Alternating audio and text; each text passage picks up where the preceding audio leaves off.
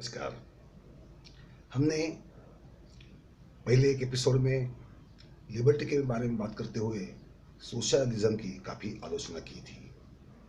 सवाल ये पैदा होगा कि सोशलिज्म जो शब्द बहुत सारे लोगों को बहुत प्यारा सा लगता है, लोगों को लगता है कि समाजवाद की वजह से उन्हें कुछ सुरक्षा मिलेगी, लोगों को ये लगता है कि हमें कोई प्रोटेक्टर है, हमें कोई रक्षा मिल रही है समाजवाद की वजह से, हमें मांग करने के लिए सरकार है, हमें कुछ देने के लिए सरकार है और हम मांगते रहेंगे, या वो मुफ्त में हो या चाहे सस्ते में हो या चाहे किसी भी तरह से हमारा घर चले, इसलिए सरकार ने हमारे बैंकों के खातों में पैसा डालना चाहिए। ये भी आशा नरेंद्र मोदी की वजह से हम रखने लगे हैं। गलती क्या है? एक गलती इसमें सबसे बड़ी हमारी ये होती है कि मुफ्त में कुछ भी नहीं मिलता। दुनिया में कोई चीज़ मुफ्त नहीं है, किसी न किसी रूप में उसकी कीमत चुकानी पड़ती है। सरकार कोई चीज़ खुद आसमान से बना के ज़मीन पर ला नहीं सकता। कोई भी चीज़ बनती है, कुछ ना कुछ उसको लागत लगती है, उसकी कॉस्ट होती है, उसकी कीमत होती है।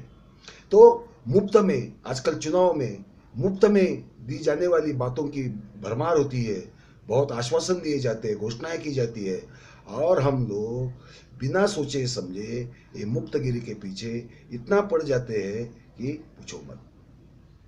मगर इसके बारे में हम बाद में बात करेंगे कि मुफ्तखोरी जो है उसके जो बुरे असर हमारे ऊपर हो रहे हैं उसके ऊपर हमें गहराई से सोचना पड़ेगा, हमारी मानसिकता के ऊपर जरा ध्यान देना पड़ेगा और वो मानसिकता बदलने के लिए कोशिश करनी पड़ेगी।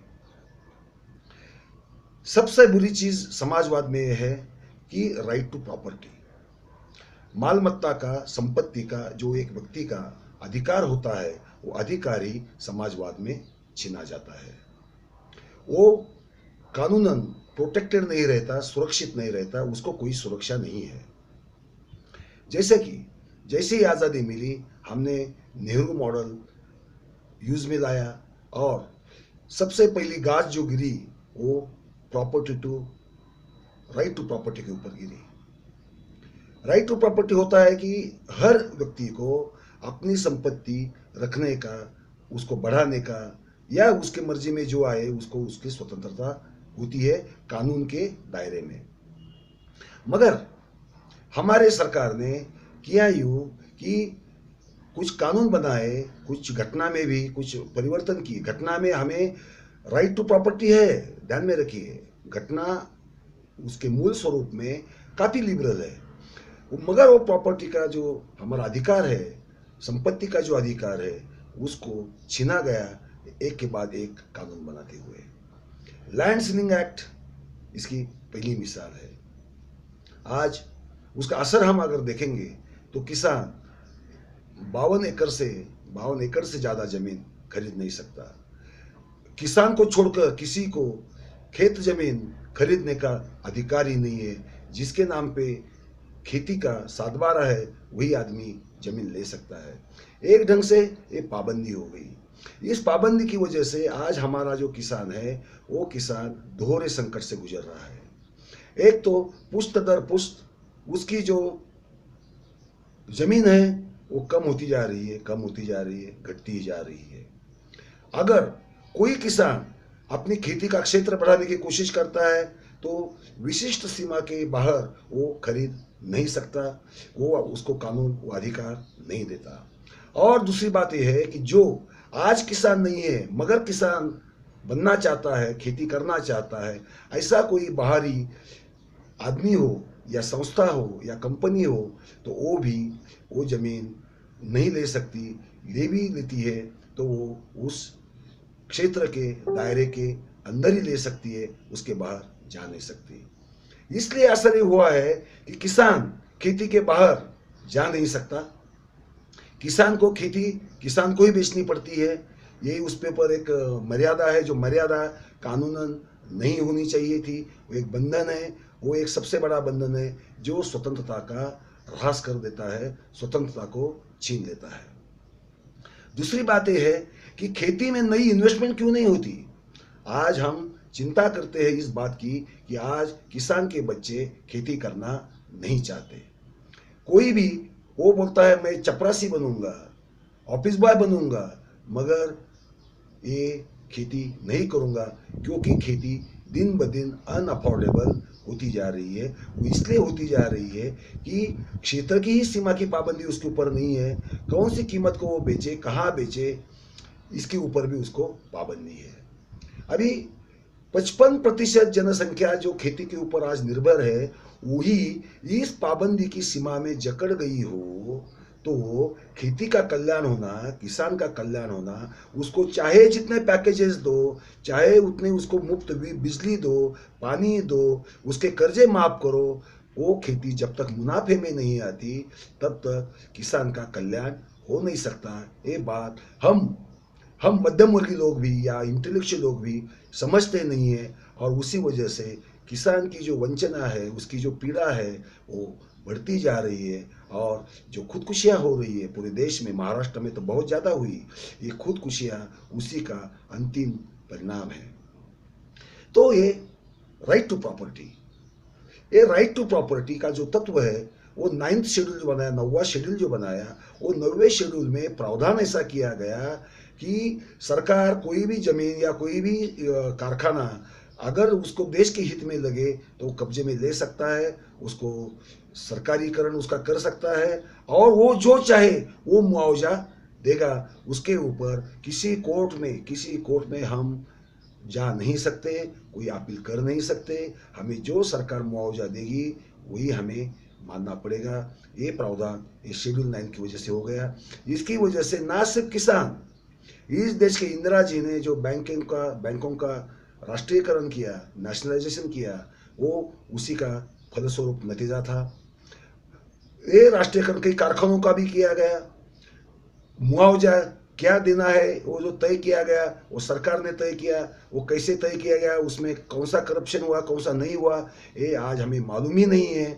मगर फलस्वरूप हुआ ये कि प्राइवेट प्रॉपर्टी सरकार के कब्जे में गई, उसकी जो मालकी थी वो मालकी बदल गई, और जो व्यक्ति की जो मालकी थी उसको उसकी अपनी मालकी से, उसकी ओनरशिप से उसे छीना गया, उसे दूर कर दिया गया, और ये एक ढंग से प्रॉपर्टी राइट का जो अधिकार है, उसका फंडामेंटल राइट है, वो छीना गया।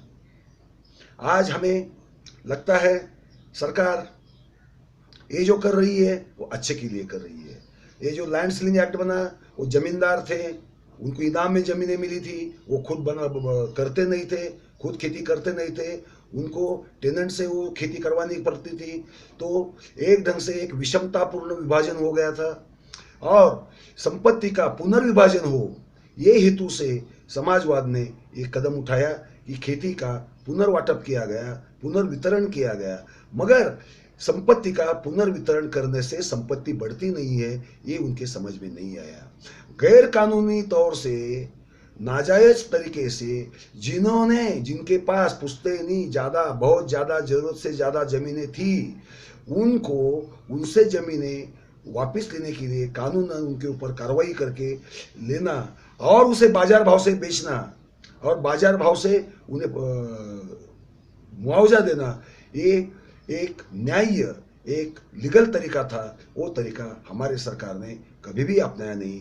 विनोबाजी भावे ने भी भूदान की जो मूवमेंट बनाई, वो भूदान की मूवमेंट में लोग दान देते थे, और वो दान देने से पुनर्वितरण होता था। वो ठीक है, क्योंकि जो जमीन मिलती थी वो दान में खुद की इच्छा से दी जाती थी, वहाँ तक हम उसके महत्ता को समझ सकते हैं।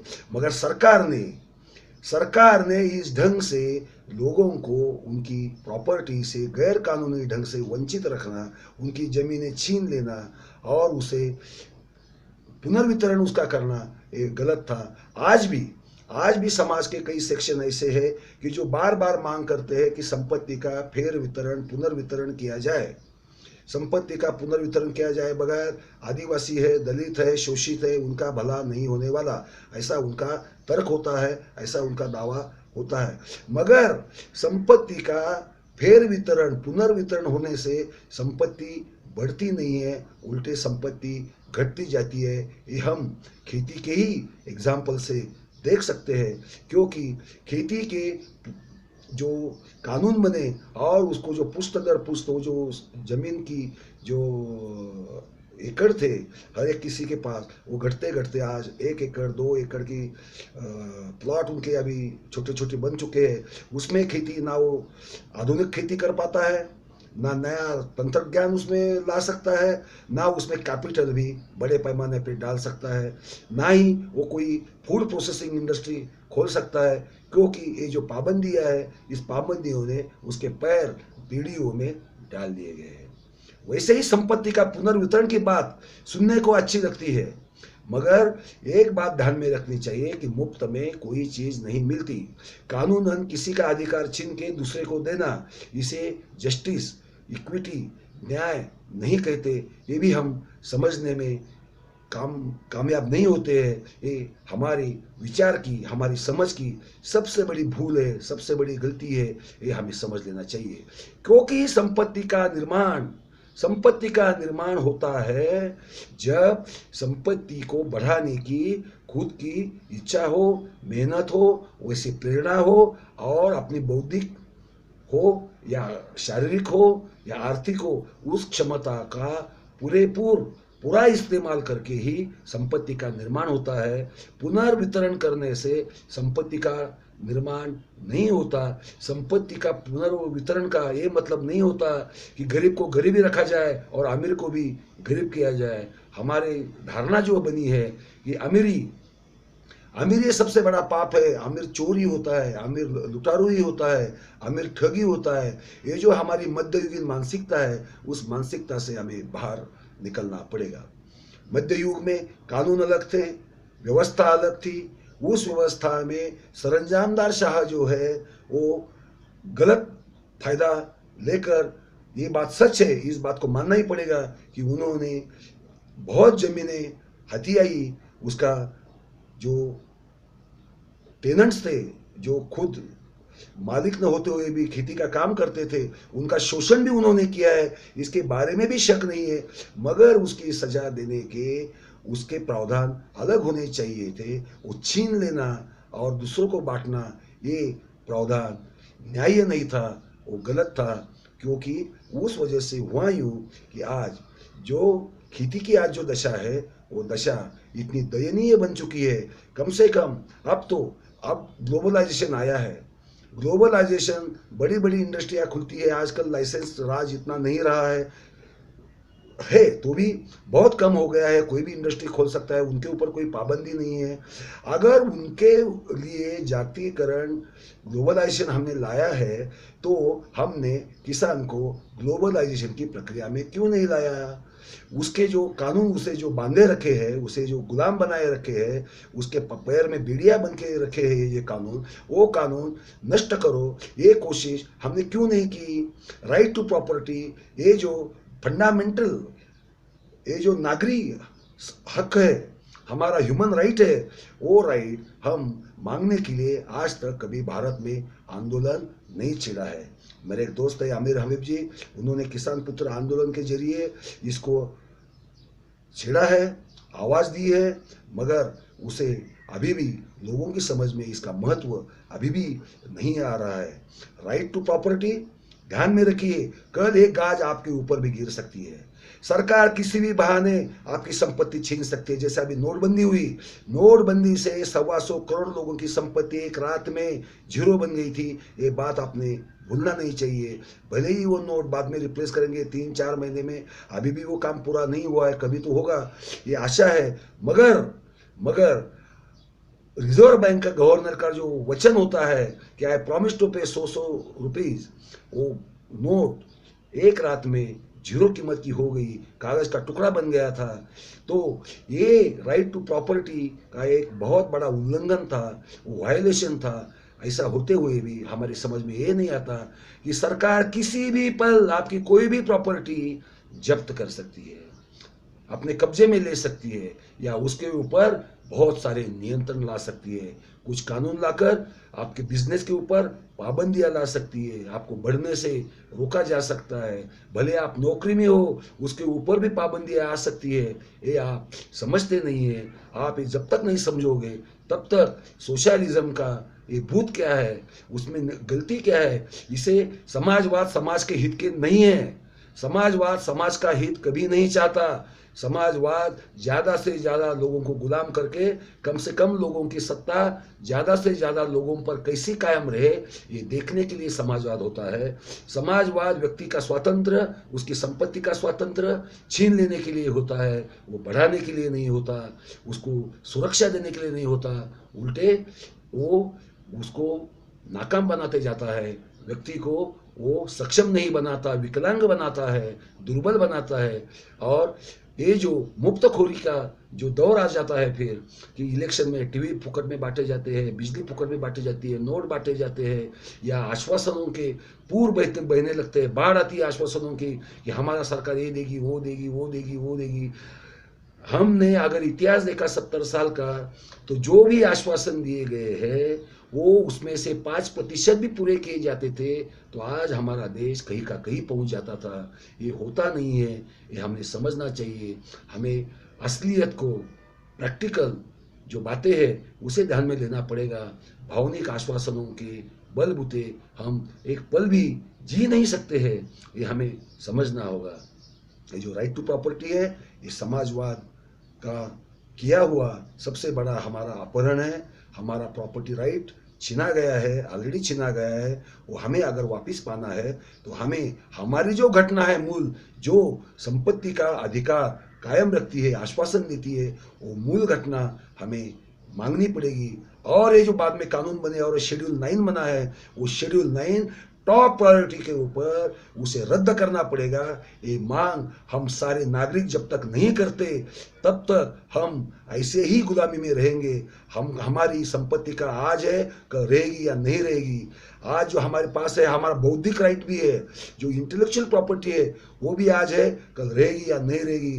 कभी भी सामाजिक सुरक्षा के लिए उसका अपहरण किया जा सकता है, या उसके ऊपर पाबंदी ला जा सकती है, या उसे जब्त किया जा सकता है, या सरकार बोलेगा कि हम यूज में लाएंगे, आप अभी चुप बैठो। ऐसा भी हो सकता है। ऐसा ही होने की वजह से हमारे देश में जो बौद्धिक, जो इंटेलेक्चुअल प्रॉपर्टी है वो बढ़ नहीं रही है। ये हमें समझना पड़ेगा। धन्यवाद।